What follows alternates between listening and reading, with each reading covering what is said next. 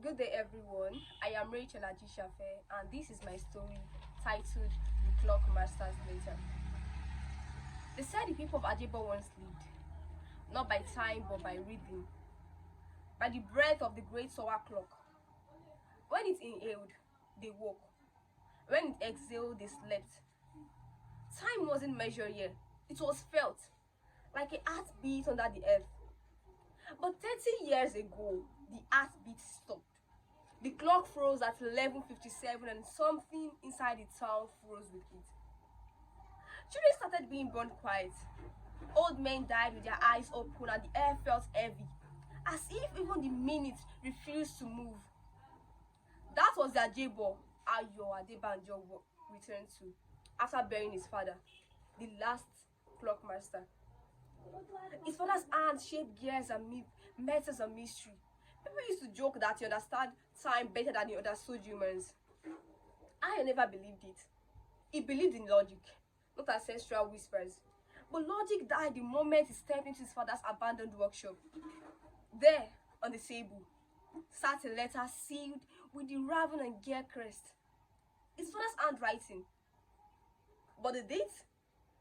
Written a day after the man died. He opened it, hands trembling. He read, "My son, if this reaches you, leave the clock tower in silence. Do not wind it. Do not touch it. Time in Ajebo is not dead. It is hungry. Every tick takes a breath. Every chime claims a soul. Turn away while you still can." Ayo laughed, a shaky, broken laugh. His father, writing warnings from the grave, a clock that eats souls? Impossible, he said. But that night, he dreamt of gears turning on the skin. He heard whispers counting backward. 10, 9, 8, 7. He saw a pendulum swinging like a tongue searching for a truth. And then, he woke up to a sound no one in Ajebo had heard for 30 long years. Tick. He sat up instantly. No, no, no. The sound of the silence is before his childhood. At dawn, he marched into the tower, lantern in hand, logic in his chest. This place smelled like dust and old grief. Cobwebs hung like abandoned wigs. His father's stool sat on the table, untouched, yet freshly polished. Ayo began to fix the mechanism, tightening screws, aligning gears, oiling joints. But every moment felt guided, as if the tower itself remembered him. Then he turned the final wrench. Tick! A child screamed outside. Talk! An elderly woman collapsed by the well. Ayo froze. The letter burst in his mind like a warning light.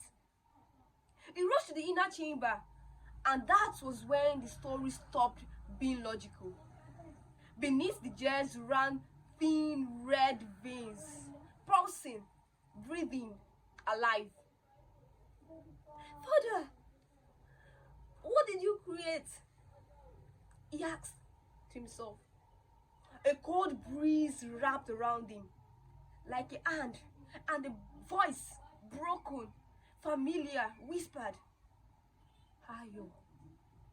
He turned.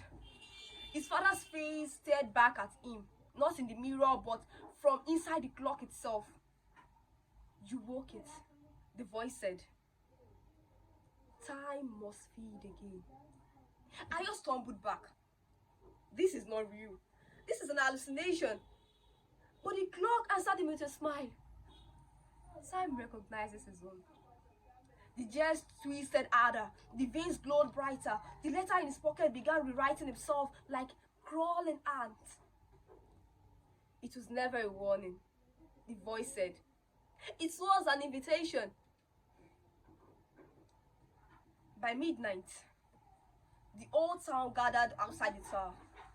The glow inside was pulsing like a heartbeat. The ticking grew louder, faster, hungrier. air. Then the clock began to strike. 1. The air thickened. 2. Birds dropped from the sky. 3. Shadows bent the wrong way, and when it struck 12, the tower shuddered violently.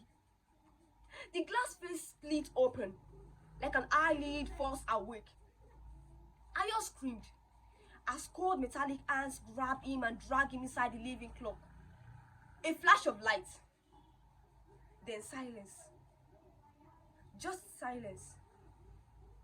At dawn, the clock ticked smoothly, beautifully, as if nothing had happened. Except something had. Under the clock face, the townspeople found a new engraving in the metal. Ayo Adebanjo, keeper of time. Some swore the metal was breathing.